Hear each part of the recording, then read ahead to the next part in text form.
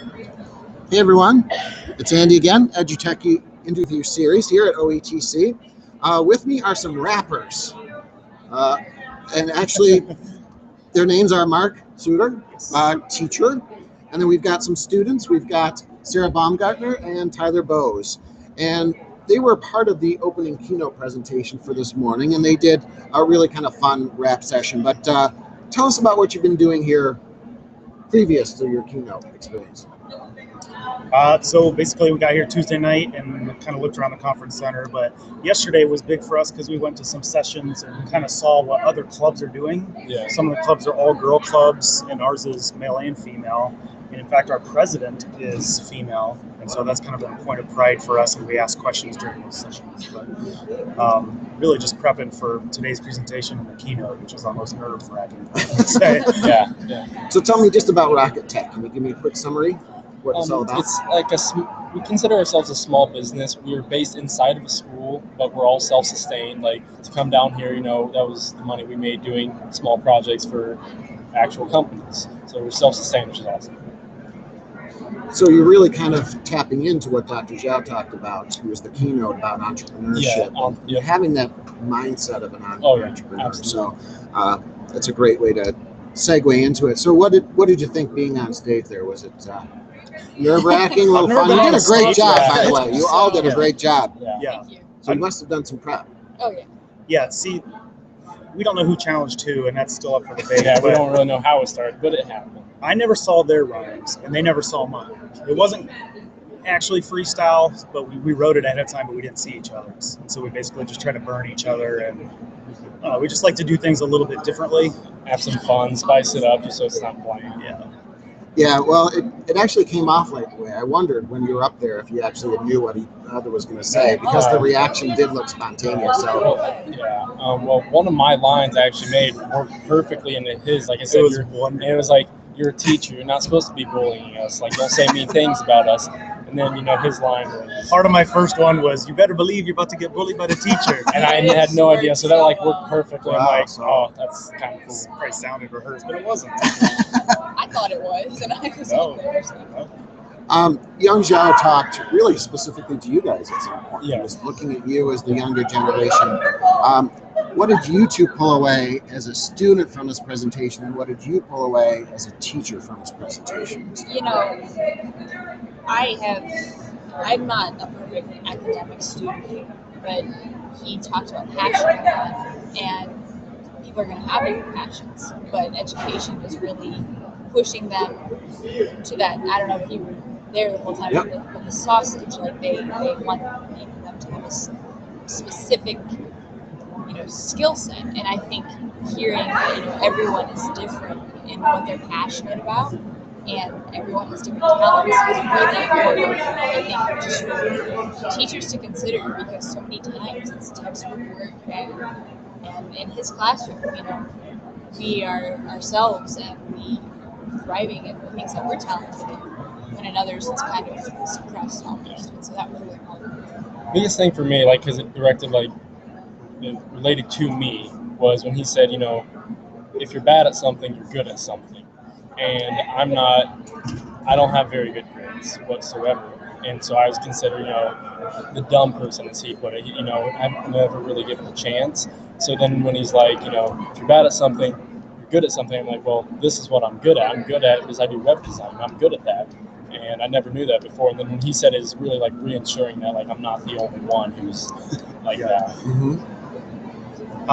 It was very validating to know that what we're doing is actually acceptable to somebody on Young Zhao's level. That it's felt like an island the last couple of years, because we'll go to a conference here and there and say, yeah, this is what we do. We do video and web, and we're self-sustaining, and we're entrepreneurial, and people are it's a foreign concept. And so it's nice to know that there's a movement somewhere out there for us to connect to, that, hey, we are doing good things. This could be the right solution, right? That's kind of what education is trying to find out that right formula to educate kids and prepare them for the rest of their life and jobs, etc.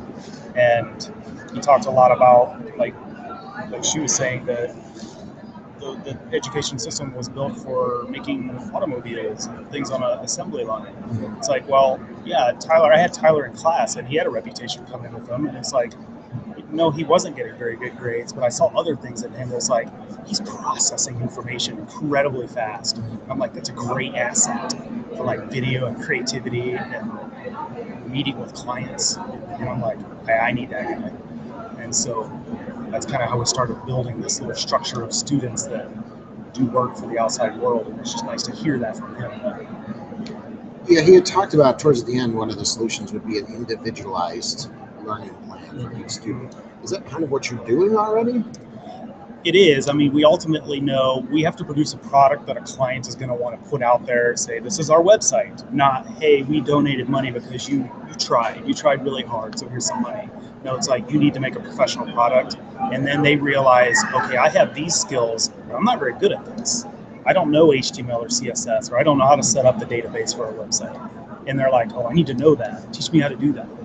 And so it is personalized to the extent where they realize what they know and what they don't know. And then they can pursue those different areas. I let them kind of pick what areas they're really passionate about, and it becomes obvious quickly that, okay, they're not a video person. And then you kind of, I only know so many tech areas that I can put them into, but yes, it's personalized. And I know it's really hard for a lot of other subjects. We're a special case because it's technology. It's not Common Core. We're not in the Common Core. I can kind of make up things that I know are right for the kids that's going to prepare them for later. And it's kind of a luxury I have, and I realize that. So. What are your future plans? Nothing tech related, believe it or not. I would like to go into public relations. So things like this conference and rapping on a stage kind of really solidify that this trip. So it's kind of what I'm looking into. College, I'm undecided what major. I'm not sure, but I think it's gonna be something along computer science. So I just have to wait though, see what I like. Great. All right, it's time for the speed geek questions. Do it. So you got 3 people, so you get 3 questions. Each of you answer the same question. Awesome. Okay.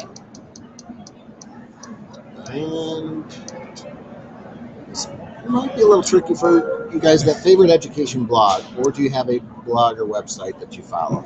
I'm a big fan of Richard Burns' Free Tech for Teachers. I reference it a lot, and that's where I go to for a lot of the info. Yeah, thumbs up. Do you guys follow any blogs, or even if it's I don't know many blogs. gaming blog, multimedia blog, Twitter? I like magazines. Is it that counts? online magazines, or regular magazines? I like gaming. Yeah, gaming. Yeah, so I guess I can say I follow gaming. Okay, we'll go with that. Okay, get the next one. Boom. Bankrupt. If you hit bankrupt, I'm gonna laugh. There's no bankrupt. Oh, this is a good one. This will the age difference. So first storage device, like Generation gap. floppy disk or thumb drive. Oh wow. For me, it was cassette, so I've got you all beat. Mine was the 5 1/4 floppy disks on Okay. the 386 IBMs. Okay. I honestly want to say mine was floppy disk too. It's Like little the ones? hard ones, yeah. That's what. Yeah. No, I've got the luxury of saying flash drive. Flash So- drive. All right. Hashtag generation Hashtag gap Generation gap. All right. between Last- sophomore and senior. Yeah, right. So different. And I think we'll go. There we go. Star Wars or Star Trek? Start over there this time. Star Trek. Okay. So, Trek?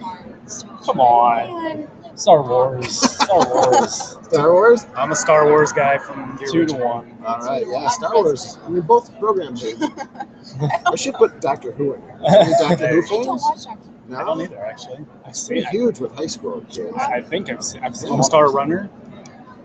I've heard of that. It's a book, right? No, it's an online cartoon. Oh, cool. I'll have to check it out. Well, thank you guys so much. Thank you. Enjoy the rest of your conference, Awesome. and Thanks good for having luck. us. All right. Thank you. Good luck. If you need a website, go to rocktech.org.